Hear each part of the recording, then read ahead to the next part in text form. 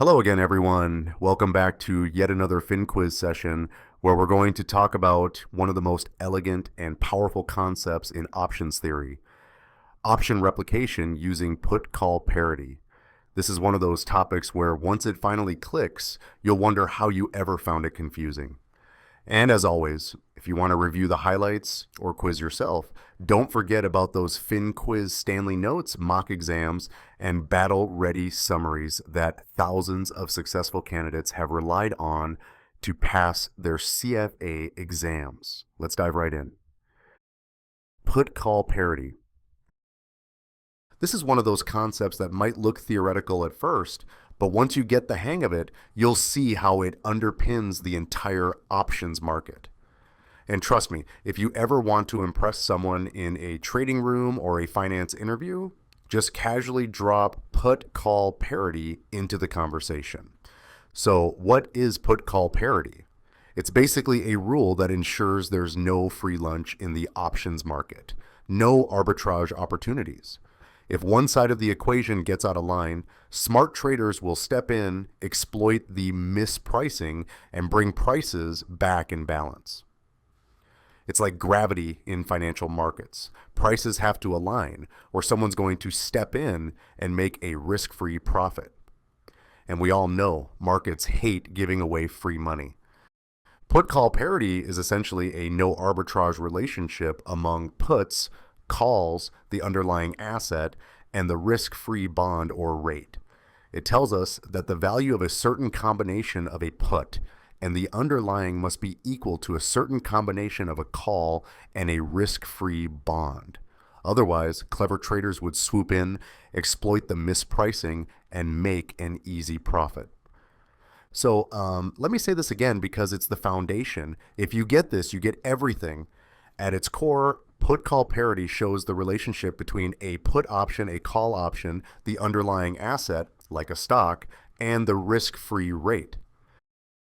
It tells us that two different investment strategies, one using a protective put and the other using a fiduciary call, should give us the same result in a world where arbitrage isn't possible. And that is the essence of put-call parity. Let's start with the protective put. Imagine you own shares of a company, let's say Tesla. You like Tesla, you think it has long-term potential, but you also know it can be a wild ride. One day it's flying to the moon, the next Elon Musk tweets something and the stock is in free fall. You don't want to sell your shares, but you'd also like to sleep peacefully at night. So what do? You buy a put option. This put gives you the right to sell your Tesla shares at a fixed price. Let's call it the strike price. No matter how low Tesla stock goes, you have protection. It's like buying insurance. If the stock price crashes, your put option kicks in, letting you sell at the agreed price. But if Tesla soars, your put expires worthless and you just enjoy the ride. Now, think about what this means in terms of value.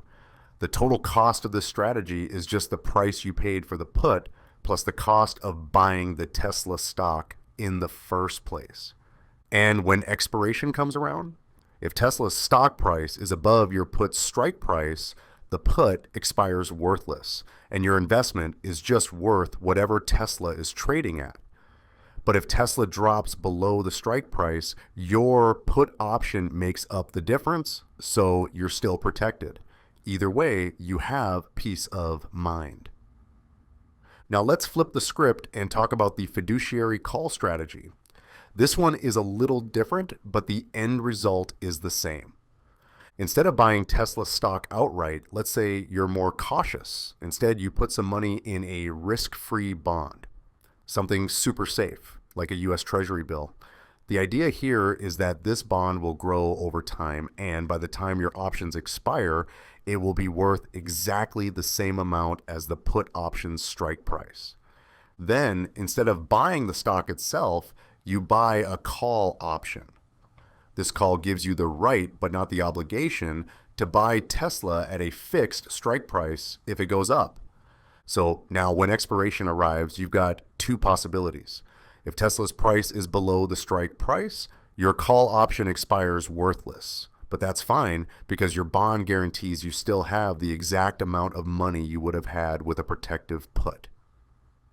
And if Tesla's price goes up, well, you exercise your call, buy Tesla at the agreed strike price, and participate in all the upside. If that sounds familiar, that's because this strategy gives you the exact same payoffs as the protective put. So protective put is simply one put option with exercise price X plus one share of the underlying. At expiration, if the underlying price is above X, that put finishes worthless, so your payoff is just the stock's price. If the price is below X, the put makes up the difference by letting you sell at X. So effectively, your expiration payoff is either ST if ST is high, or X if ST is low, whichever is better for you. Compare that to a fiduciary call, which bundles together one call option, also with exercise price X, and a risk-free bond that pays X at maturity. At expiration, if the call is worthless because the stock price is below X, you still have your bond paying X. But if the call is in the money because ST is above X, then your net payoff matches the underlying's price, ST, since you use part of that X from the bond to exercise, then add the call's gain on top. So in either situation, you also end up with ST if the call is exercised, or X if it's not. When you put these two ideas side by side, the protective put and the fiduciary call produce the same outcomes. Both pay either X or ST at expiration, whichever is higher. By the law of one price, if two portfolios have the same cash flows, they must cost the same amount today. Why put-call parity matters. Now here's the key takeaway. If both of these strategies provide the same outcome, they should also cost the same. That's the heart of put-call parity. Think about it. If the cost of a fiduciary call was somehow lower than the cost of a protective put, smart traders would buy the cheaper one and sell the expensive one, locking in a profit with zero risk. But the market doesn't allow free money to sit around for long. Prices adjust and everything falls back into equilibrium. And that, my friends, is why put-call parity is so important. It's not just some theoretical concept, it's a pricing relationship that ensures markets stay efficient.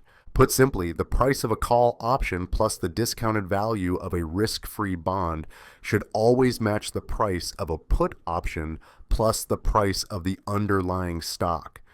If they ever get out of sync, arbitrageurs jump in, push prices back in line, and keep the financial world running smoothly. Now, a common mistake people make is assuming that this means a put and a call must be worth the same. Nope, that's not what put-call parity says. It simply tells us that these two portfolios are equal in value, not that puts and calls are interchangeable. So next time someone asks you about options pricing, just remember, markets don't give away free money, and put-call parity is one of the key reasons why.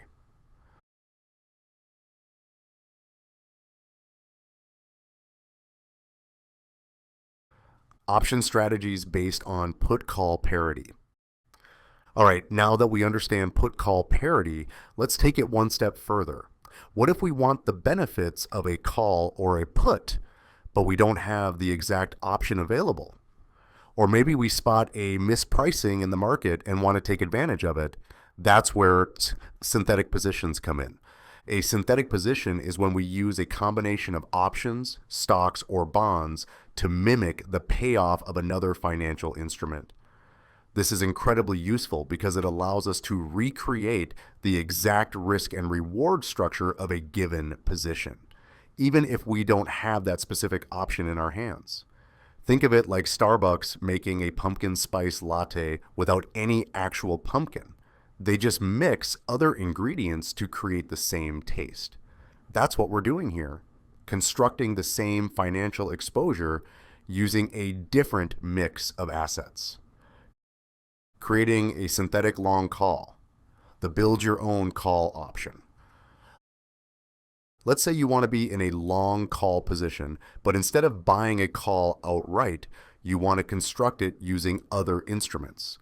You can do this by taking a long put option, holding a long stock position, and simultaneously shorting a risk-free bond. Now, why does this work? At expiration, if the stock price is higher than the strike price, the put option expires worthless, and you're left with the upside from holding the stock. But if the stock price falls below the strike, your put kicks in, allowing you to sell at the higher price, just like a call would. The role of the short position in the risk-free bond is simply to offset the cost of financing, making sure the pricing aligns with the put-call parity principle. Essentially, we've engineered a call option using different components.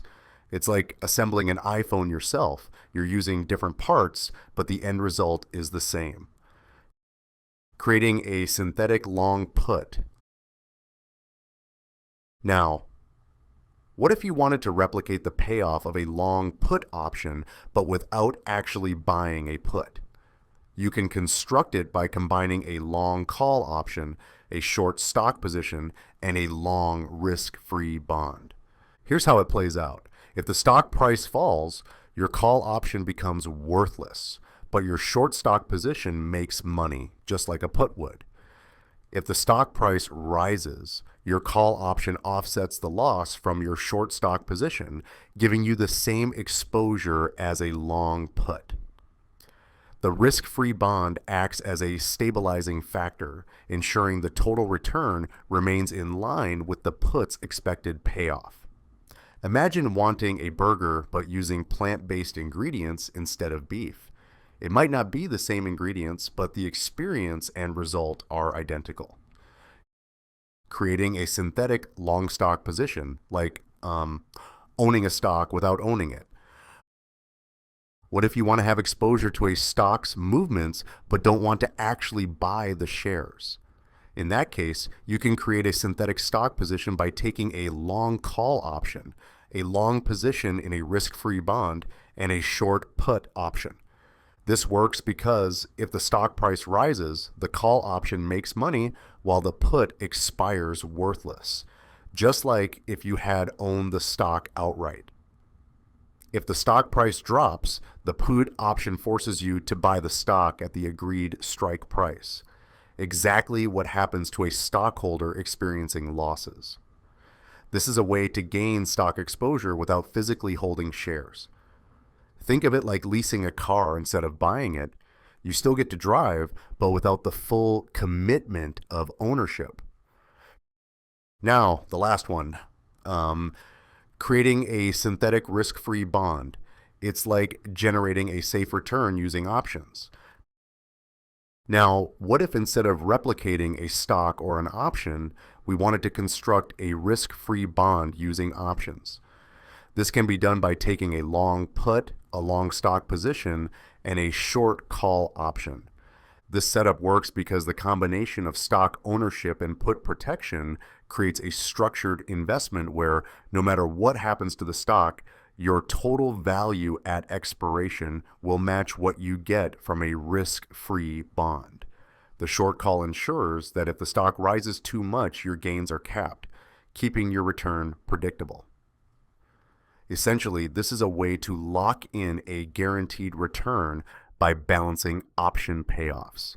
It's like setting up a perfectly hedged investment where you know exactly what your final return will be. Why bother with synthetic positions? At this point, you might be thinking, why go through all this trouble?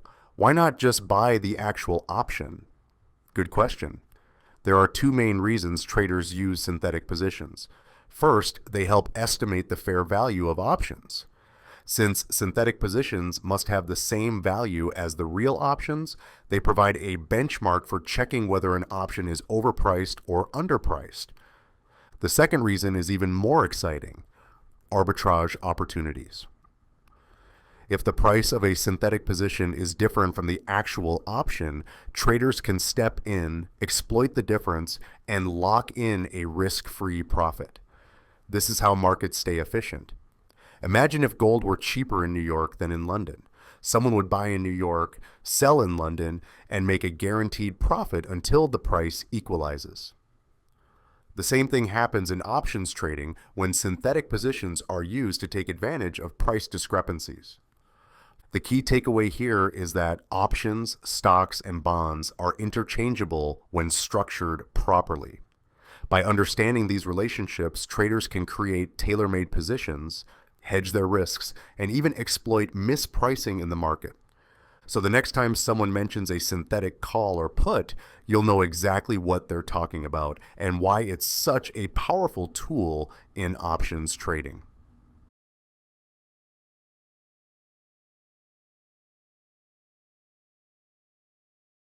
All right, now that we've tackled put-call parity, let's turn up the heat and bring in put-call forward parity, another key piece of the options puzzle.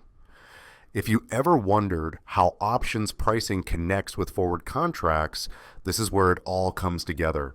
At its core, put-call forward parity follows the same logic as put-call parity, but instead of dealing with an asset directly, we're replacing it with a forward contract.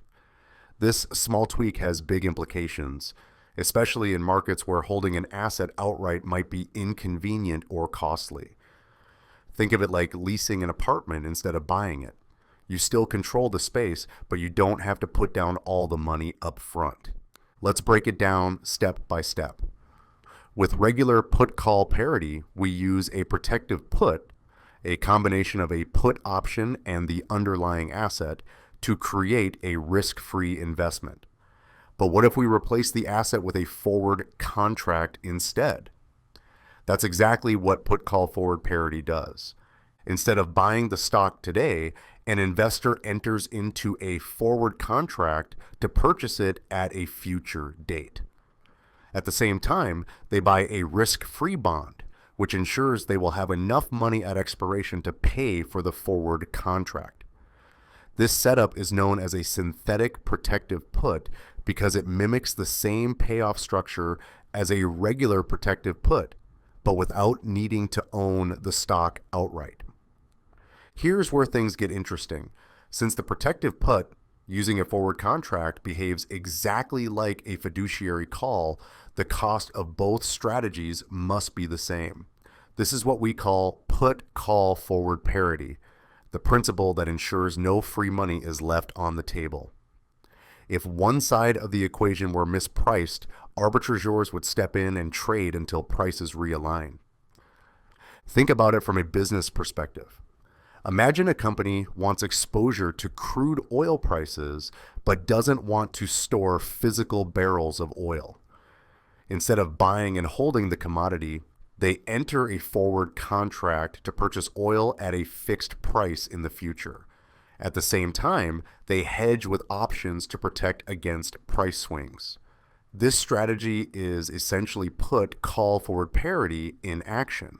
It allows businesses to gain financial exposure without dealing with the complexities of direct ownership. Now, let's take this one step further. If we rearrange the put-call forward parity equation, we can create an interesting position, a long put and a short call. What does this mean in plain English? It means that by holding a put option and simultaneously selling a call option, we are essentially taking a position on the difference between the strike price and the forward price of the asset. If the forward price of the asset is below the strike price, the put option gains value. If the forward price is above the strike price, the short call position offsets the loss. This setup is particularly useful in trading strategies where an investor wants to profit from volatility without holding the actual asset. For example, an airline company that buys a lot of fuel might use this approach to hedge against fluctuations in jet fuel prices.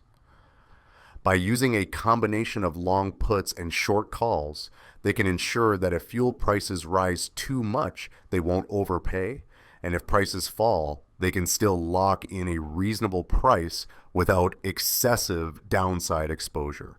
So why should we care about put-call forward parity? Simple. It ensures that markets remain efficient and that options, forwards, and bonds are priced in a way that prevents risk-free arbitrage. Think about large corporations that rely on commodities like gold, oil, or agricultural products. They don't want to deal with storage costs, insurance, or other complexities of holding physical assets. Instead, they use forwards and options to structure their risk exposure in a way that keeps costs predictable. Put-call forward parity ensures that whether they use direct options, forwards, or a mix of both, they aren't paying more than necessary. For traders, understanding this concept allows them to spot mispricings and capitalize on opportunities. If, for example, a forward contract is significantly mispriced relative to its equivalent synthetic position, traders will quickly step in and make trades that push prices back into alignment. This process is what keeps financial markets functioning efficiently. At the end of the day, put-call forward parity is like a system of checks and balances in the options world. It ensures that forward contracts, options, and risk-free bonds remain properly priced relative to one another, and it prevents any single instrument from being too cheap or too expensive compared to its synthetic equivalent. All right, we've talked about how put-call parity helps price options, construct synthetic positions, and connect forward contracts to options. But here's where it gets even more interesting. It also plays a major role in corporate finance, particularly in understanding how a firm's value is split between equity holders and debt holders. Think about it this way. When you buy shares of a company, you're effectively buying a call option on the firm's assets. If the company does well, shareholders reap all the benefits. But if things go south and the company goes bankrupt, well, the debt holders get paid first and equity holders are left with nothing. That's where put-call parity comes in. It helps explain how debt and equity interact in financial markets. Let's say we're looking at a company, maybe something like Netflix. At any point in time, the company has a total market value, which includes both what it owes to creditors, debt, and what belongs to shareholders, equity. At time zero, the firm's total value is the sum of the present value of its debt, what it owes to bondholders, and the market value of its equity, what belongs to shareholders. Fast forward to a future date, let's say when the firm's debt matures. At that point, the company's value could go one of two ways. First, if the company is doing well and its value is greater than its debt, bondholders get their money back and shareholders keep whatever is left over. This is what happens with big tech companies like Apple or Microsoft, where earnings are strong and there's no question that debts will be repaid. On the flip side, if the company's value is less than its debt, things get ugly.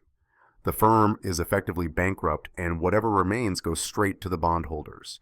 Shareholders, they get wiped out.